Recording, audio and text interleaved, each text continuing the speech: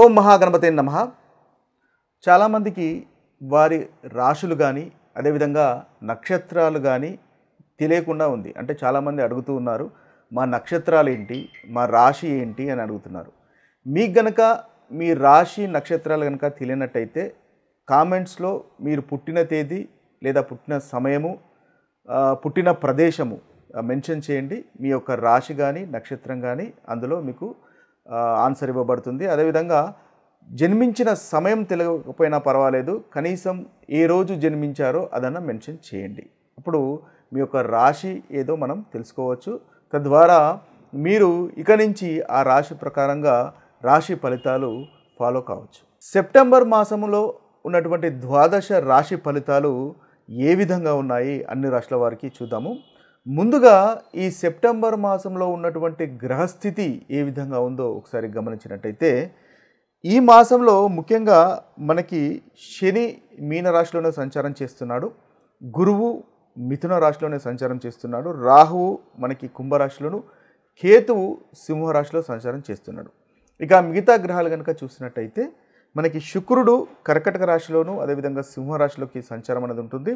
ఇక బుధుడు వచ్చేసి మనకి సింహరాశిలోను అదేవిధంగా కన్యా రాశిలో సంచారం అనేది ఉంటుంది. ఇక రవి మనకి బుధుని వలె సింహరాశిలోను అదేవిధంగా కన్యా రాశిలోను సంచారం చేస్తున్నాడు ఈ మాసంలో.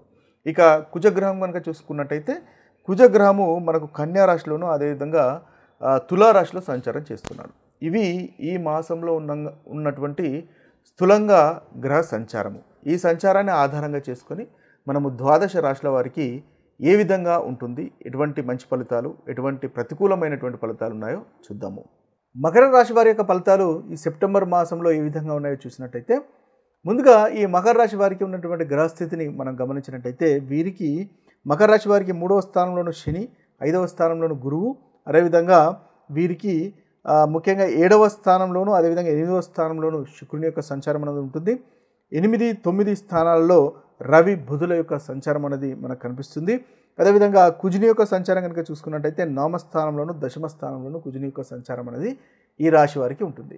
ఇది స్థూలంగా ఉన్నటువంటి వీరికి ఉన్నటువంటి గ్రహస్థితి ఆధారంగా చేసుకొని మనము ఫలితాలు కనుక చూసినట్టయితే, ఈ మకర రాశి వారికి ముఖ్యంగా శుక్రుని వల్ల చాలా చక్కటి ఫలితాలు కలుగుతున్నాయి. శుక్రుని వల్ల వివాహ ప్రయత్నాలు చేస్తున్న వారికి వివాహ ప్రయత్నాలు అనుకూలంగా ఉంటాయి. ధనవంతురాలైనటువంటి వారు పార్ట్నర్స్గా వచ్చేటటువంటి అవకాశాలు మనకు కనిపిస్తున్నాయి.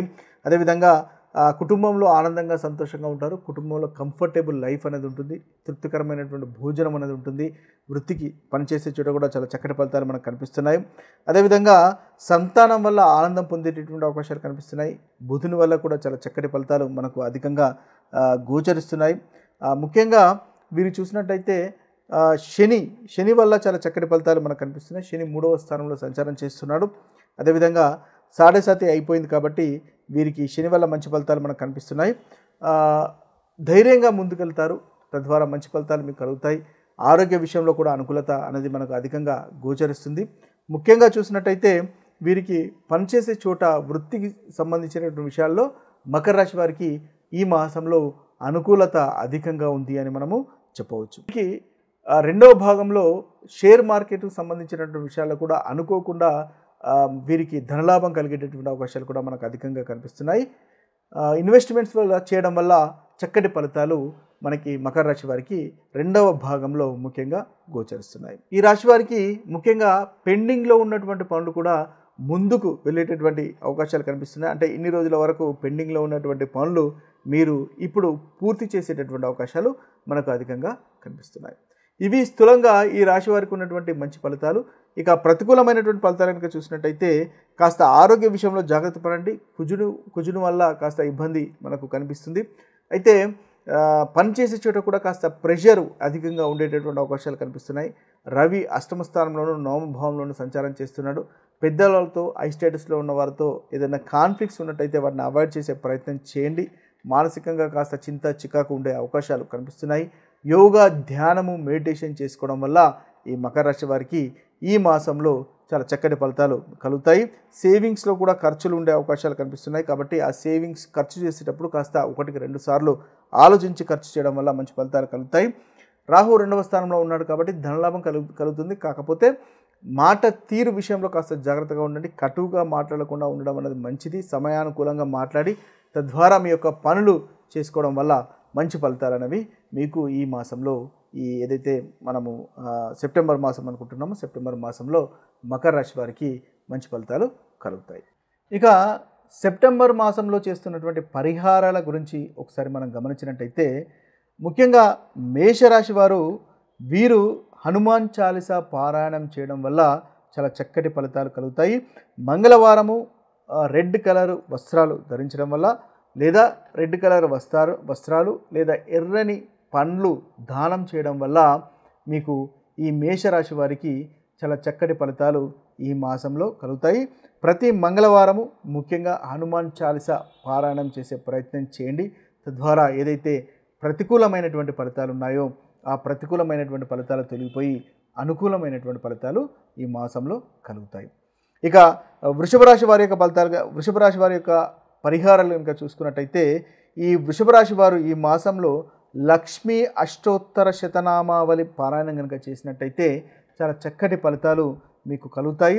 శుక్రవారం రోజు ముఖ్యంగా తెల్లని పూలు మీరు లక్ష్మీదేవికి సమర్పిస్తూ మీరు కనుక పూజించినట్టయితే చాలా చక్కటి ఫలితాలు మీకు ఈ వృషభ రాశి వారికి కలుగుతాయి. ఏదైతే ప్రతికూలమైనటువంటి ఫలితాలు ఉన్నాయో ఆ ప్రతికూలమైనటువంటి ఫలితాలు తొలగిపోతాయి. ఇక మిథున రాశి వారి యొక్క పరిహారాలను చూసినట్టయితే మిథున రాశి వారికి విష్ణు సహస్రనామం చదవండి లేదా వినండి. ఈ మాసంలో చక్కటి ఫలితాలు కలుగుతాయి.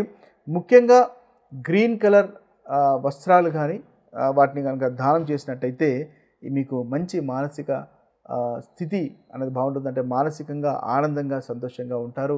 ప్రతికూలమైనటువంటి ఫలితాలు కూడా తొలగిపోతాయి.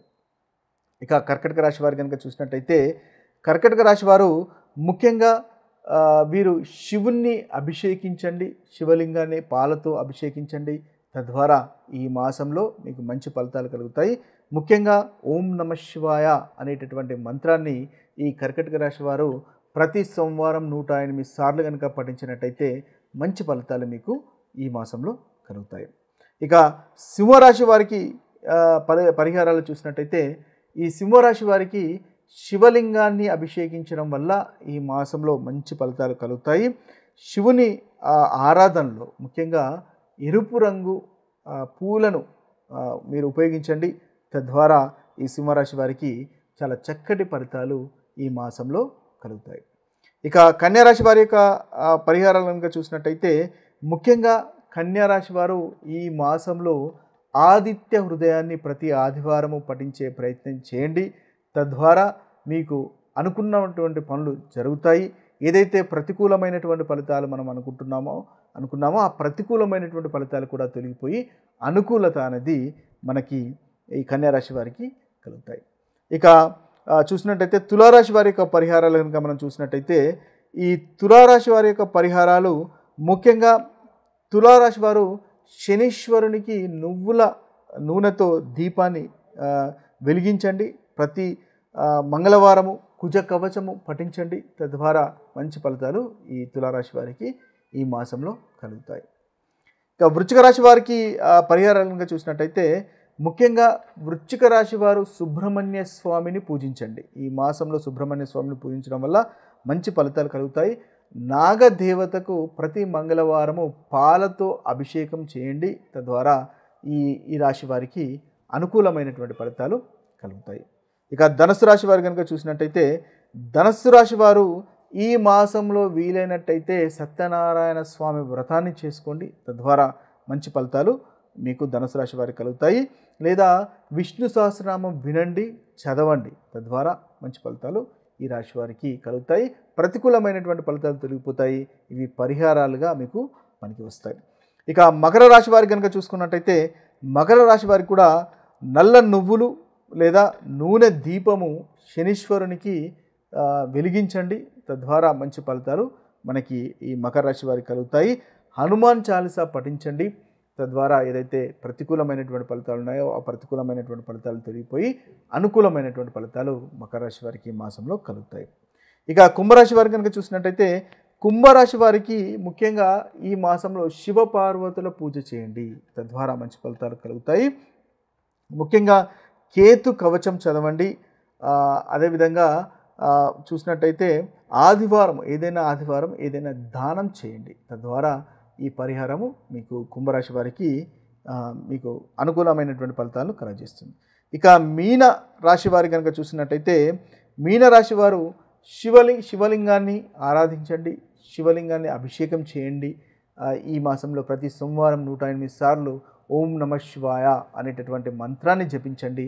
తద్వారా ఈ మీనరాశి వారికి ఏదైతే ప్రతికూలమైనటువంటి ఫలితాలు అనుకుంటున్నామో ఆ ప్రతికూలమైనటువంటి ఫలితాలు తొలగిపోయి అనుకూలత పెరుగుతుంది. ఇవి స్థూలంగా 12 రాశులకు ఉన్నటువంటి పరిహారాలుగా చెప్పవచ్చు. మీ యొక్క జన్మ జాతకంలో కనుక మంచి ఫలితాలు ఉన్నట్టయితే, మంచి గ్రహస్థితి ఉన్నట్టయితే ప్రతికూలమైనటువంటి ఫలితాలు అంతగా అనుభవంలోకి రావు. ఒకవేళ జన్మ జాతకంలో అనుకూలత లేనట్టయితే ప్రతికూలమైనటువంటి ఫలితాలు అనుభవంలోకి అధికంగా వస్తాయని గమనించండి. మరొక వీడియోలో మరొక రాశి ఫలితాలతో కలుద్దాము. అంతవరకు సెలవు. సర్వే జన సుఖినో భవంతు, సర్వే సుజన సుఖినో భవంతు. నమస్తే.